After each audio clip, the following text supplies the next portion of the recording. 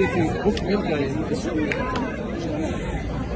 ناظرین مصر موجود دی دی سټالز یو منتظمه ټیچره میډم تاسو خپل تعارف وکړئ او دا وایي چې تاسو کوم کالج یې او دی سټال مقصد څه دی؟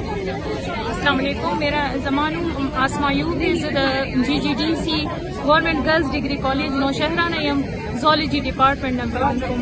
دا زموږ سټوډنټس دا سټال لګولي دي او د دې مطلب دا دی غرض دا دی چې سټوډنټس ته یو موقع ملو شي او پلیټ فارم ملو شي او خپل انوویټیو آیډیاز مو شیر کی اور هغه یوټیلایز شي چې کم سوسایټي ته هغې ته چیف آیډیاز ملو شي. په پاکستان کې چونکې اکانومي چې ده نو هغه ډېره زیاته ویک ده نو هغوی به یو لو کاسټ ریسورسز به یوټیلایز کړي او مختلف قسمه انوویشن په تو به دا څیزونه چې دي نیچر ایکو فرینډلي